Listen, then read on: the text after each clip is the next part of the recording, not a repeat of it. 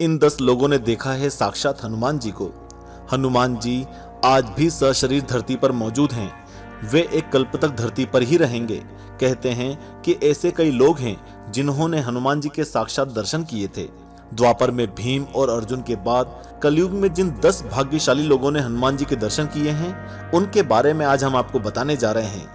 Number 1, नीम करौली बाबा। नीम करौली बाबा का वास्तविक नाम लक्ष्मी नारायण शर्मा था। उत्तर प्रदेश के अकबरपुर गांव में उनका जन्म 1900 के आसपास हुआ था। उन्होंने अपने शरीर का त्याग 11 सितंबर 1973 को वृंदावन में किया था। बाबा नीम करौली हनुमान जी के परम भक्त थे और उन्होंने देश भर में हनुमान जी के कई मंदिर बनवाए थे। नीम करौली बाबा के कई चमत्कारिक किस्से हैं। उनके बारे में कहा जाता है कि हनुमान जी उन्हें साक्षात दर्शन देते थे। नंबर 2, तुलसीदास जी।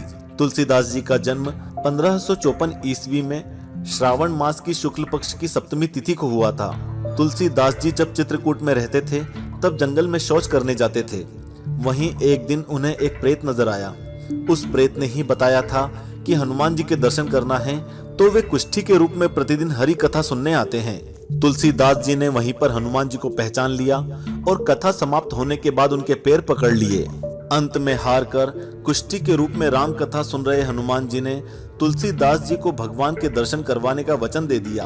फिर एक दिन मंदाकिनी के तट पर तुलसीदास जी चंदन घिस रहे थे। भगवान बालक रूप में आकर उनसे चंदन बार बार मांग कर लगा रहे थे। तब हनुमान जी ने तोता बनकर यह दोहा पढ़ा, चित्रकूट के घाट पर भई संतन की भीड़, तुलसीदास चंदन घिसे तिलक देत रघुवीर। नंबर 3, श्री रामकृष्ण परमहंस। 1836 में जन्मे और 1886 में ब्रह्मलीन स्वामी रामकृष्ण परमहंस भी हनुमान जी के परम भक्त थे। हालांकि उनकी प्रसिद्धि काली मां के भक्त के रूप में ज्यादा थी, क्योंकि वे काली के मंदिर के पुजारी थे। कहते हैं कि श्री रामकृष्ण परमहंस ने हनुमान जी की भक्ति इस चरमता के साथ की थी कि उनकी भक्ति के चलते उनकी रीढ़ में से लगभग एक पूंछ निकलने लगी थी। दरअसल रामकृष्ण परमहंस ने धर्म के सभी मार्गों की पद्धति से भक्ति करके सत्य को जानने का कार्य किया था। नंबर 4, शिरडी के साईं बाबा।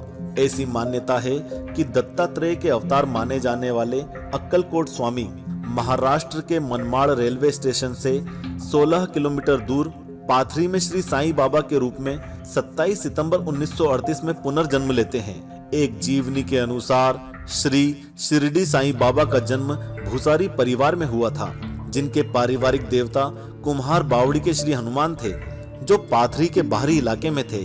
साईं बाबा पर हनुमान जी की कृपा थी। साईं बाबा प्रभु श्री राम और हनुमान की भक्ति किया करते थे। उन्होंने अपने अंतिम समय में राम विजय प्रकरण सुना और 1918 में देह त्याग दी। नंबर 5, माधवाचार्य जी। माधवाचार्य जी का जन्म 1238 ईस्वी में हुआ था। माधवाचार्य जी प्रभु श्री राम और हनुमान जी के परम भक्त थे।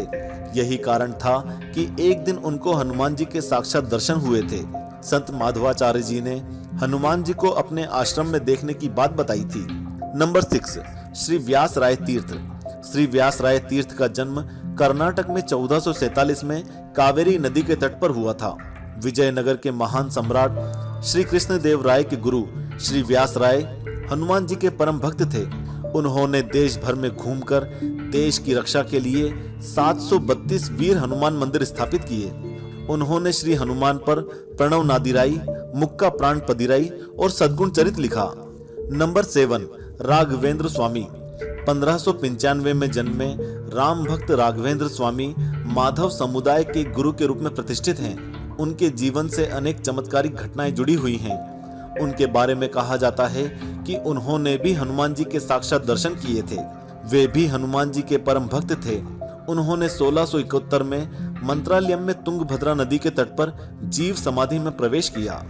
नंबर 8, भद्राचल रामदास। 1620 में जन्मे और 1688 में ब्रह्मलीन भद्राचल रामदास का पूर्व नाम गोपन था। गोपन अब्दुल हसन तानशाह के दरबार में तहसीलदार थे। उन्हें एक महिला के स्वप्न के आधार पर भद्रगिरी पर्वत से राम की मूर्तियां मिली। तब उन्होंने खम्माम जिले के भद्राचलम में गोदावरी नदी के बाएं किनारे पर उन मूर्तियों की स्थापना कर एक भव्य मंदिर बनवा दिया। बाद में जब बादशाह अब्दुल हसन तानशाह को यह पता चला कि गोपन ने शाही खजाने से धन का उपयोग किया है, तो उन्होंने उसे पकड़वाकर गोलकोंडा की एक अंधेरी जेल में डाल दिया। एकांत में भी भगवान राम और हनुमान के प्रति गोपन की भक्ति निर्विवाद थी। ऐसा माना जाता है कि उनकी प्रार्थनाओं का जवाब जल्दी ही मिल गया।